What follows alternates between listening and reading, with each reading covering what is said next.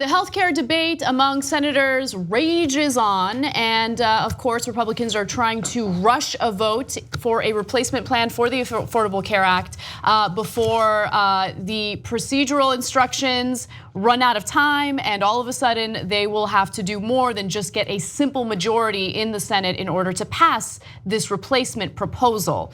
Now, Mike Pence has chimed in on this debate, and recently he was on Fox and Friends talking about some of the potential flaws in the proposal and what they might do to fix it. Take a look. What do you say when governors say, like Governor Christie, I'm getting $4 billion less, I'm not for this? Well, it's absolutely true to say the Graham-Cassidy bill over time levels out on a per-person basis the way we distribute money on health care, which I think resonates with most Americans, that we will ultimately get to a place where the resources that are available to states are based on a per individual basis. And we'll get to that. But there is time in the days ahead and in future budgets to address those issues as they arrive. Okay, so I just want to clarify something, and it's something that we talked about on the show yesterday, but just to reiterate, there were some states, or there are some states under the Affordable Care Act that receive more money than other states. And this is, of course, federal money in order to help subsidize health insurance. Now, the reason why some states received much more money is because they agreed to play ball with the Affordable Care Act, meaning they agreed to expand Medicare in their states.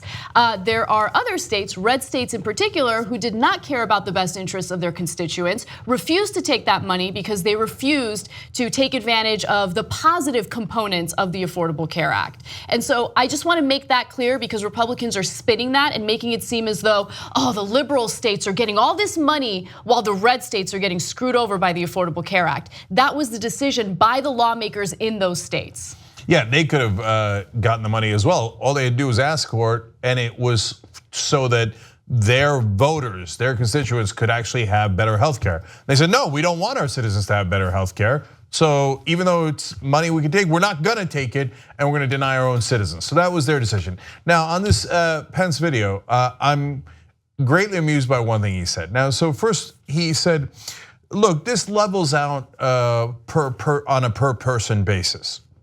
Okay, in other words, yes, we're cutting the funds. Okay, it's a funny, politically correct way to say we're cutting funding. But the amusing part was he followed that up by saying, I think this really resonates with the American people. Which, the leveling out per person, nobody knows what that means. What do you mean that it resonates with the American people? It doesn't resonate with anybody. You're just saying, yeah, oh man, people are gonna love it when we cut their health care. Well, if you say so, big guy. Let me jump in on that, because keep in mind that they tried to do this without getting any attention, right? They wanted to jam it through a vote. They didn't want Americans to have an opportunity to reflect on it or analyze it. They don't even want the Congressional Budget Office to have the time to analyze it and see whether or not people are going to lose health insurance coverage through this proposal, which, by the way, they will, which is why they're trying to rush it through a vote. So they don't care or even consider how Americans feel about it. They don't even want to give them an opportunity to think about it. Are you kidding me? If it was popular, they'd be parading it up and down the street. They'd take their time. They'd say, look at what the CBO score is. We're so proud of it. They do all those things. They're not trying to do any of that. They're trying to sneak it in because they know it's not popular. A similar version of this bill, when it was introduced earlier, you know what popularity it had in America? 17%. That is disastrously low. You know what that's going to lead to? A leveling out per politician on the Republican side. In other words, your ratings are going to go way down, and you know it. So lying about how it resonates with the American people is hilarious. Senators have been dodging the question in regard to whether or not people will get coverage if they have a pre-existing condition. Pence is no exception when it comes to the dodging. Take a look. Folks like Jimmy Kimmel, they're worried about the pre-existing condition thing, because this will be up to the governors to decide how the money's dispersed, who gets coverage. Every state will determine what's best for their folks. But with that, can you guarantee that these governors will make sure pre-existing conditions are covered? Thomas Jefferson said, government that governs least governs best.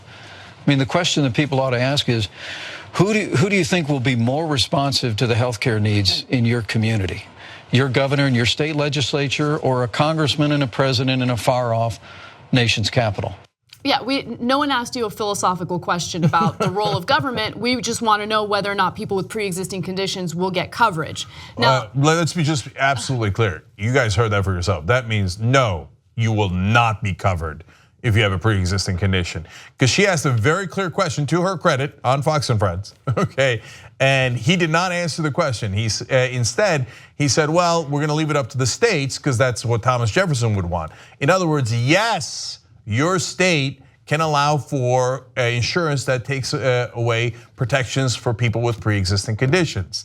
So that is absolutely clear. That actually proves Jimmy Kimmel's point that the Louisiana senator was in fact lying. This does not cover pre-existing conditions. Donald Trump, when he says it does, of course, is telling his billionth lie in a row. And you could tell because the vice president just told you in a point blank question, is pre-existing conditions guaranteed to be covered?